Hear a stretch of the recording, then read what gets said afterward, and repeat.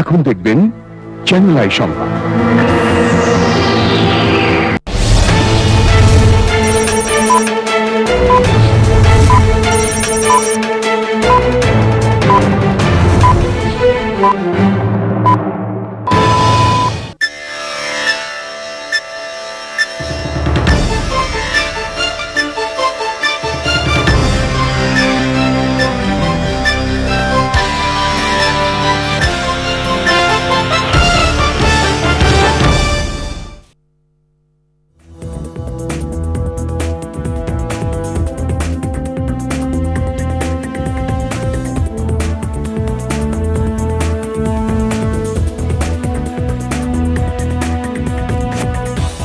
আসসালামু আলাইকুম প্রিয় দর্শক, আমি হাসিব মারজান আপনাদের সবাইকে আমন্ত্রণ জানাচ্ছি চ্যানেল আই সংবাদে।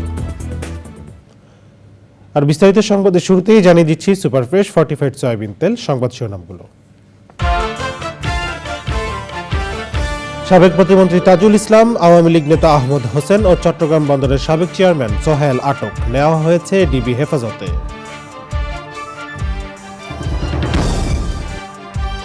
এইচএসসি ও সমমানের অবশিষ্ট পরীক্ষা বাতিল, শিক্ষার্থীদের সচিবালয় অবরোধ ও আন্দোলনের মুখে সরকারের সিদ্ধান্ত।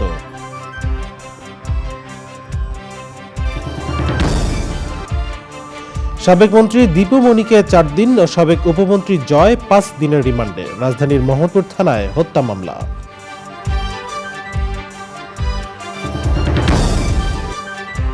এবং দেশের বিভিন্ন খাতের নারী নেত্রীদের বিচার ব্যবস্থার সংস্কার সহ 10টি সুপারিশ, অন্তর্বর্তী সরকারের প্রধান উপদেষ্টার সাথে বৈঠক।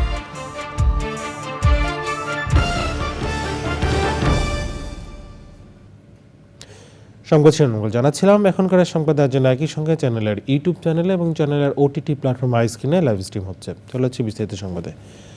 সাবেক মুক্তিযুদ্ধ বিষয়ক প্রতিমন্ত্রী অবসরপ্রাপ্ত ক্যাপ্টেন এবি তাজুল ইসলাম, চট্টগ্রাম বন্দরের সদ্য সাবেক চেয়ারম্যান অবসরপ্রাপ্ত রিয়ার অ্যাডমিরাল মোহাম্মদ সোহেল ও আওয়ামী লীগের সাংগঠনিক সম্পাদক আহমদ হোসেনকে মঙ্গলবার রাতে আটক করেছে ঢাকা মহানগর গোয়েন্দা পুলিশ। তাজুল ইসলামকে রাজধানীর গুলশান, মোহাম্মদ সোহেলকে রাজধানীর বনানী এবং আহমদ হোসেনকে রাজধানীর বনশ্রী থেকে আটক করা হয়েছে। রাতেই তাদের ডিবি হেফাজতে নেওয়া হয়েছে, তবে কোন মামলায় তাদের গ্রেপ্তার দেখানো হবে তা নিশ্চিত করা হয়নি। শিক্ষার্থীদের আন্দোলনের মুখে এইচএসসি সমমানের বাকি পরীক্ষাগুলো বাতিল করা হয়েছে। মঙ্গলবার দুপুরের পর থেকে সচিবালয়ের ভেতরে অবস্থান নিয়ে আন্দোলনকারীরা পরীক্ষা বাতিলের দাবি জানালে সরকার বাধ্য হয়ে এই সিদ্ধান্ত নেয়। যদিও সকালে অর্ধেক প্রশ্নোত্তরে পরীক্ষা গ্রহণের সিদ্ধান্ত হয়েছিল। বিস্তারিত জানাচ্ছেন রফিকুল বাশার। দুপুর 2টার দিকে প্রশাসনের প্রাণকেন্দ্র বাংলাদেশ সচিবালয়ে ঢুকে পড়ে শিক্ষার্থীরা। আমরা চাই না বেশি দিন আগাইতে, আমাদের যদি বেশি দিন নষ্ট হয়ে যায় টাইম, আমরা অ্যাডমিশনের সেশন জোট লেগে যাবে। যে পরীক্ষাগুলো বন্ধ হয়ে গেছে সেগুলো আমাদের এসএসসি রেজাল্টের উপর নির্ভর করে আমাদের সাবজেক্ট ম্যাপিং করা হোক। আমরা চাচ্ছি যাতে আমাদের আর কোনো সময়টা নষ্ট না হোক। আমাদের অনেকের অ্যাডমিশন প্রিপারেশন নিতে হবে, অনেক এইচএসসির পরে আইএলটিএস করে বিদেশ যাওয়ার পরিকল্পনা রয়েছে। সাবজেক্ট ম্যাপিং এর মাধ্যমে আমাদের রেজাল্টটা প্রকাশ করব 1 মাসের ভিতরে। সচিবালয়ের 6 নম্বর ভবনের নিচে অবস্থান নেয় তারা। এইচএসসি ও সমমানের পরীক্ষা বাতিলের স্লোগানে মুখর করে তোলে চারদিক। যে রেজাল্ট আছে ওরা মূল্যায়ন করুক, এবং বাকি যে পরীক্ষাগুলো মূল্যায়ন করা সম্ভব হচ্ছে না ওটা আমাদের এসএসসি রেজাল্ট থেকে নেওয়া হোক, এটা আমাদের দাবি। আমাদের যে 7টা পরীক্ষা ইতিমধ্যে হয়েছে এবং এসএসসি থেকে বাকি 6টা পরীক্ষা নিয়ে একটা পূর্ণাঙ্গ রেজাল্ট প্রকাশ করা হোক। 4টা হাসপাতাল ঘুরছি আর 258টা স্টুডেন্ট পাইছি আমি। এরপরে জাস্ট 4টা হাসপাতাল, আরও যে কত হাসপাতাল আছে আনাচে কানাচে সারা দেশে। তারপর আপনার রাঙ্গামাটির ওই প্রত্যন্ত অঞ্চলগুলো বিভিন্ন গ্রামে এই স্টুডেন্টগুলোর কি হবে?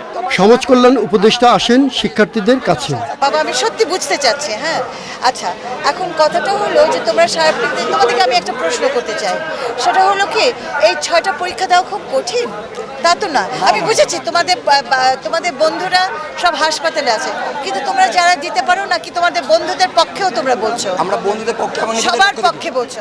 আচ্ছা, যারা হাসপাতালে আছে তারা পরীক্ষা দিতে পারবে না, যারা আহত তারা পরীক্ষা দিতে পারবে। দাবি আদায়ে বিকেল 4টা পর্যন্ত আলটিমেটাম দেওয়া হয়। কর্মকর্তা কর্মচারীদের ভেতরে রেখে সচিবালয়ের সব গেট বন্ধ করে দেয় আন্দোলনরত শিক্ষার্থীরা। পরে শিক্ষা বোর্ড থেকে ঘোষণা আসে অবশিষ্ট পরীক্ষা বাতিলের। পরীক্ষা মূল্যায়ন পদ্ধতি কিভাবে হবে তা পরে ঠিক করা হবে বলে জানিয়েছেন আন্তঃশিক্ষা বোর্ড সমন্বয় কমিটির সভাপতি। পরীক্ষা বাতিল, অবশিষ্ট পরীক্ষা বাতিল, রেজাল্টটা এবং কিভাবে মূল্যায়ন হবে আমরা একটু 2 দিনের মধ্যে জানাবো। এটা আমরা একটু বসে ম্যাপিং এর একটা বিষয় আছে, কিছু পরীক্ষা দিয়েছে, সবকিছু মিলিয়ে আমরা বসে আপনাদেরকে জানাবো। ওদের আর পরীক্ষা দিতে হবে না। এর আগে সকালে শিক্ষা উপদেষ্টার সভাপতিত্বে অনুষ্ঠিত বৈঠকে 2 সপ্তাহ পিছিয়ে অর্ধেক প্রশ্ন উত্তরে পরীক্ষা গ্রহণের সিদ্ধান্ত হয়েছিল। Rafiqul Basha, channel I, Dhaka. ছাত্র জনতার গণ অভ্যুত্থানে ক্ষমতাচ্যুত শেখ হাসিনা সরকারের সাবেক মন্ত্রী ডক্টর দীপু মনিকে 4 দিন ও সাবেক উপমন্ত্রী আরিফ খান জয়কে 5 দিনের রিমান্ডে নিয়েছে পুলিশ। রাজধানীর বছিলায় আবু সায়েদ হত্যা মামলায় জিজ্ঞাসাবাদের জন্য রিমান্ড আবেদন করলে আদালত তা মঞ্জুর করেন। আবুল কাশেমের ভিডিওচিত্রে এনামুল কবির রূপম রিপোর্ট। বৈষম্য বিরোধী ছাত্র আন্দোলনের সময় রাজধানীর বছিলায় পুলিশের গুলিতে ফল ব্যবসায়ী আবু সাইদ নিহতের ঘটনায় মোহাম্মদপুর থানায় দায়ের করা মামলায় তদন্তকারী কর্মকর্তার দাবি, এই হত্যাকাণ্ডে আওয়ামী লীগ সরকারের সাবেক সমাজ কল্যাণমন্ত্রী ডাক্তার দীপু মনি ও যুব ও ক্রীড়া উপমন্ত্রী আরিফ খান জয়ের সরাসরি নির্দেশনা ছিল। ওই মামলায় গ্রেপ্তার দেখিয়ে তাদের দুজনকেই মঙ্গলবার বিকেলে ঢাকার সিএমএম আদালতে হাজির করা হয়। জিজ্ঞাসাবাদের জন্য দুজনকেই রিমান্ডে চায় পুলিশ। দীপু মনি কিন্তু শুধু আজকের এই মামলার অপরাধী নয়, বাংলাদেশের পররাষ্ট্র নীতিকে একটি নতজানু পররাষ্ট্র নীতিতে রূপান্তরিত করেছেন। বাংলাদেশের শিক্ষা ব্যবস্থাকে স্মরণকালের সর্বনিম্ন স্তরে তিনি পৌঁছিয়ে দিতে সক্ষম হয়েছেন। এই হত্যাকাণ্ড কিন্তু ঘটেছে আসলে 14 দল এবং আওয়ামী লীগের সম্মিলিত বৈঠকের সিদ্ধান্ত অনুযায়ী।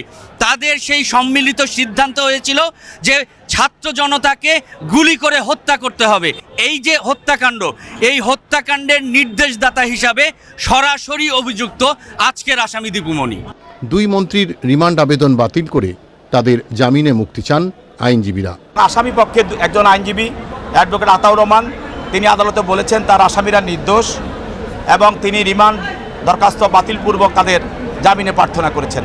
তাদের নির্দেশে পুলিশ এই আসামিকে গুলি করে। তদন্তকারী কর্মকর্তা এই 2 জন আসামির এই ঘটনার সঙ্গে সংশ্লিষ্ট পেয়েছেন মর্মে আদালতকে জানিয়েছেন। আদালতে হাজির করার সময় সাবেক 2 মন্ত্রীর উপর কয়েক দফা হামলার চেষ্টা হয়েছে।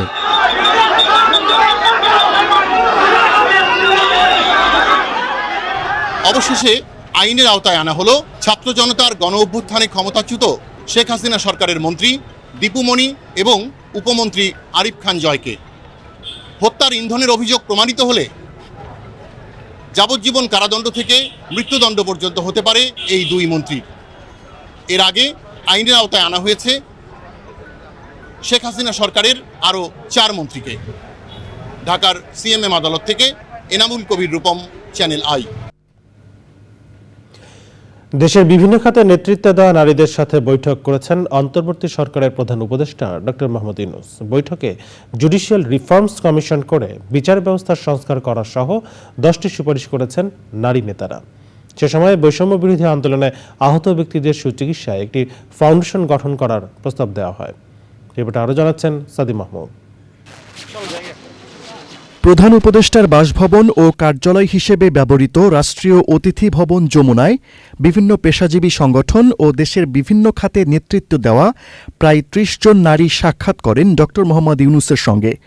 প্রায় 2 ঘণ্টার বৈঠকে নারীদের নিরাপত্তা ও পেশাগত দক্ষতা বাড়াতে বিভিন্ন বিষয় নিয়ে আলোচনা হয়। দেশজুড়ে সাম্প্রতিক সহিংসতায় আহতদের সুচিকিৎসায় একটি ফাউন্ডেশন গঠনের প্রস্তাব দেন নারী প্রতিনিধিরা। এই যে গণ অভ্যুত্থানটা হলো, ছাত্র জনতার আন্দোলনটা হলো, এখানে যত মানুষ আহত হয়েছে তাদের চিকিৎসা প্রক্রিয়াটা ত্বরান্বিত করা সরকারের পক্ষ থেকে একটা উদ্যোগ আছে। এটা সিদ্ধান্ত, এটা কার্যকর হচ্ছে যে আমরা একটা ফাউন্ডেশন সৃষ্টির মাধ্যমে সেখানে সকলে যারা সাহায্য করতে আগ্রহী তাদের থেকে অর্থ সাহায্য নিয়ে আমরা এই কাজগুলো করব। চিকিৎসা, পুনর্বাসন সবকিছুর কাজই করা হবে। নারীদের বিভিন্ন বিষয়ে বিক্ষিপ্তভাবে কাজ না করে নারী অধিকার কমিশন গঠনের কথা বলেন তারা। নারীদের বিভিন্ন বিষয় নিয়ে বিক্ষিপ্তভাবে কাজ না করে ওমেন্স রাইটস কমিশন একটা করা যায় কিনা, একই সাথে দাবি উঠেছে যে তথ্য অধিকার কমিশন আছে, মানবাধিকার কমিশন আছে, সেগুলো দলীয় সরকারের সময় অনেক সময় চাপে পড়ে তার যে ম্যান্ডেটটা ছিল, যে দায়িত্বটা ছিল, সেটা প্রতিপালন করতে পারেনি। তো সেখানে স্বাধীনতা নিশ্চিত করার জন্য কি করা যায়। মহিলা বিষয়ক মন্ত্রণালয় সম্পর্কে একটা কথা উঠেছে যে তারা আসলে বিভিন্ন প্রকল্প বাস্তবায়ন করে, কিন্তু প্রকল্প বাস্তবায়নের পাশাপাশি তাদের আরেকটা গুরুত্বপূর্ণ কাজ হওয়া উচিত। 45টা মন্ত্রণালয়ে তাদের একটা তদারকির ভূমিকা আছে, সেই তদারকির কাজটা যেন তারা ঠিক মতন করে। প্রধান উপদেষ্টা নারী প্রতিনিধিদের উত্থাপিত দাবিগুলো অগ্রাধিকার ভিত্তিতে পূরণ করার আশ্বাস দেন। সাদি মাহমুদ, চ্যানেল আই, ঢাকা। দেখছেন চ্যানেলের সংবাদ। এ পর্যায়ে নিয়ে নিচ্ছি বিরতি, আর বিরতির পর অন্যান্য সংবাদের সঙ্গে খেলার খবরে জানিয়ে ফিরব।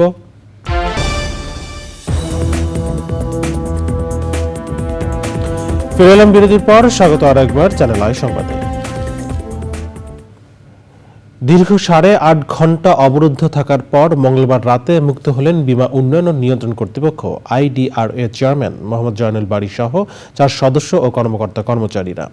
IDRA চেয়ারম্যান সহ অন্য কর্মকর্তাদের অপসারণ সহ কয়েক দফা দাবিতে সংস্থাটির প্রধান কার্যালয়ে মঙ্গলবার বিকেল 4টা থেকে রাত 11:30 পর্যন্ত তাদের অবরুদ্ধ করে রাখেন আন্দোলনকারীরা। পরে সেনাবাহিনী ও পুলিশের সহায়তায় মুক্তি পান IDRA চেয়ারম্যান ও কর্মচারীরা। আন্দোলনকারীরা জানান, IDRA চেয়ারম্যান সহ অন্যদের পদত্যাগ দাবিতে তারা শান্তিপূর্ণভাবে অবস্থান কর্মসূচি পালন করছিলেন। প্রতিপক্ষের লোকজন হঠাৎ করে তাদের উপর চড়াও হলে তারা তাদের কর্মসূচি চালিয়ে যাওয়ার সিদ্ধান্ত নেন। তবে IDRA এর কর্মচারীরা পাল্টা অভিযোগ করে বলেন, আন্দোলনকারীরা অতর্কিত হামলা চালিয়ে জোরপূর্বক কার্যালয়ে প্রবেশ করে ভাঙচুর করে।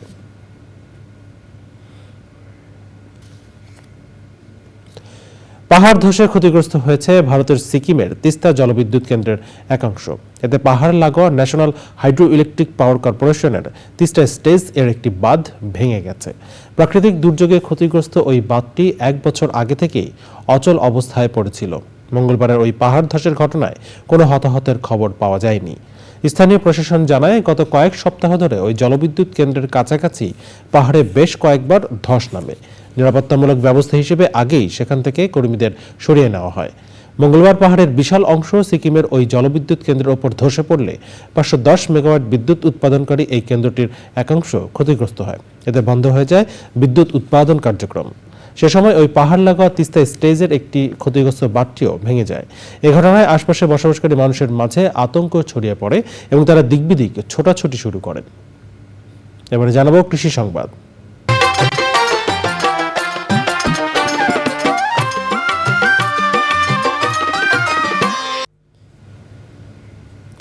দিনাজপুরে বিলম্বিত জাতের গৌরমতি আম চাষ করে ব্যাপক সফলতা পেয়েছেন প্রবাসী জাহিদুর রহমান।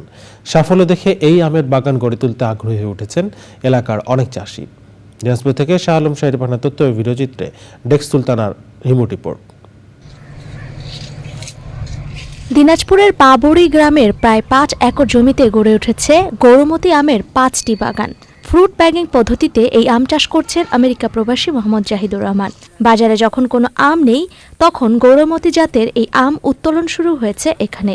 15 সেপ্টেম্বর পর্যন্ত চলবে এই আমের মৌসুম। এই বাগানের যাবতীয় কাজ আমি দেখাশোনা করি। গৌরমতি আম এই বাগানের পরিমাণ হচ্ছে প্রায় 5 একরের মতো। এখানে আমার প্রতিনিয়ত 5 থেকে 6 জন লোক কাজ করে। আমের ফলন ভালো, আর গত বছরের চেয়ে এবার আরও ভালো। মানুষ আগ্রহী আমের দেখে এবং আম অনেক বেশি। আমার বড়াপু প্রবাসী, তবে এই বাগান অনেক বড়, বাহির থেকে লোকজন আসে। আমি পড়াশোনা করি, আবার পড়াশোনার পাশাপাশি এই আমগুলো দেখি, মানে আমাকে এই প্রকৃতির দৃশ্যটা খুব ভালো লাগে। ভাইরাসমুক্ত সুস্বাদু ও মৌসুমের সর্বশেষ জাতের কারণে লাভজনক হওয়ায় এলাকার অনেকেই এই আম বাগান গড়ে তুলতে আগ্রহী হয়ে উঠেছেন। বাগান দেখে খুব ভালো লাগলো। বাগানে প্রচুর আম আসছে এবং এইরূপ আম বাগান করার জন্য আমারও মনে খুব উৎসাহ সৃষ্টি হয়েছে এবং আমি এই বাগান করব। আমার বাগান দেখতে ভালো লাগে, এই বাগানটা এত সুন্দর করছে, আমারও ইচ্ছা এই বাগান একটা করার ইচ্ছা। এই আমটা চচা অনেক পাতলা এবং আঠি চিকন, আঁশ মুক্ত, আঁশ নেই এবং আমটা খুব লেটে হয়, খুব দেরিতে হয়। এই কারণে আমটার মোটামুটি বাজার মূল্য অনেক ভালো পাওয়া যায় এবং এই আমটা বিষ মুক্ত এবং প্যাকেটিং করা খুব ভালো আম। গৌরমতি এই আম মূলত ল্যাংড়া এবং আশিনা আমের সংমিশ্রণ। 2012 সালে চাঁপাইনবাবগঞ্জের শিবগঞ্জে এই জাতের উদ্ভব হয়। Sultana Himu, channel I. এখন দেখবেন প্রকৃতি সংবাদ।